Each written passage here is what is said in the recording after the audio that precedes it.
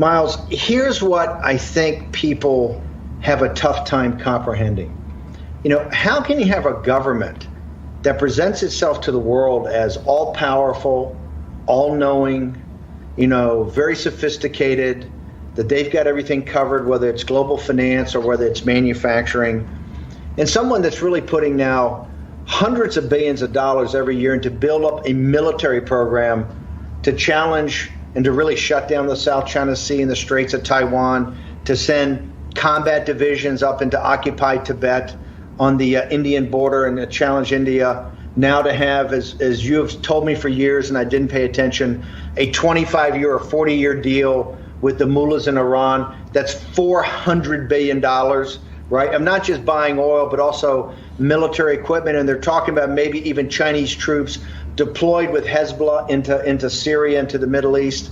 The CCP and Xi and Wan Xishan, whether Wan Xishan's being called the most powerful man and most important man in the world by Michael Bloomberg in Singapore, and I think it was May of 2018, right? Everywhere from May of 2019 to Xi going around and being, the party at Davos, when he goes there, when he goes on these One Belt, One Road, these guys have everything under control. But when a basic fundamental situation, like a flood, a massive flood, agreed, but in the central most important river in China, one of the most important rivers in the world, that has so much of the Chinese intellectual capability, of the hardworking people, of their farmers, of agriculture production, Beijing has got to do more than just send photo ops. What is Beijing doing today? Particularly, they've got the PLA, they have a massive army, they have a stability force, which you've been able to educate me is bigger than the army,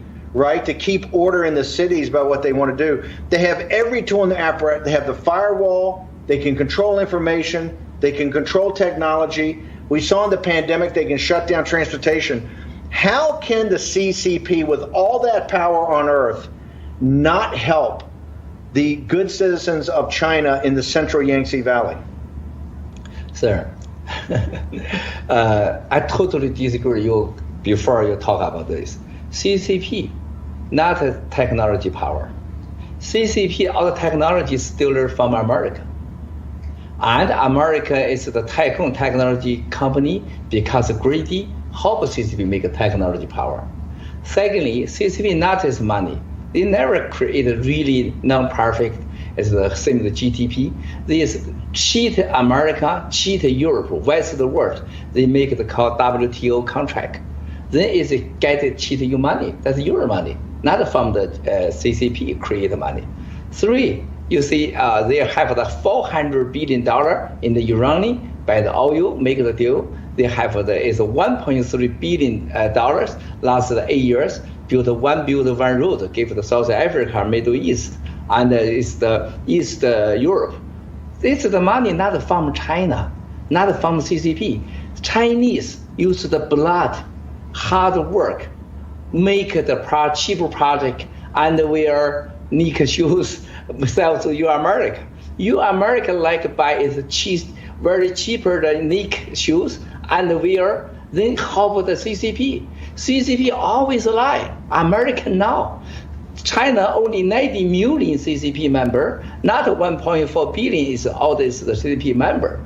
But the 70 years, just American media don't like to talk to America and the Chinese.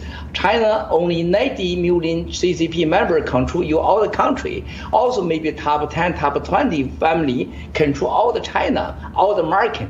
We have the market weapon, threaten America, cheat Europe. You look, today is the DOJ, the BRA. Oh my God, I think that's very important. It's to create a new history. BRA talk any words, and real FBI talk this, and Peter Navarro say CCP lie, Americans die. That's very important, sir. That's the truth. You need to know. CCP no capability can earn $1 trillion because 2001, before the signed WTO with America, all the China $1.3 trillion GDP. Signed WTO until now, $14 trillion GDP is from America and the West of the world. You're saying that before they allowed the American elites and the world elites to let them into the WTO, the total GDP of the country was barely over $1 trillion. Today, 20 years later, it's $14 trillion. That all came from capital, technology, and particularly access to markets in the United States and Europe. It's essentially the money of America and the West that did this. Sir, it is. So this is 100. Down the CCP, yeah.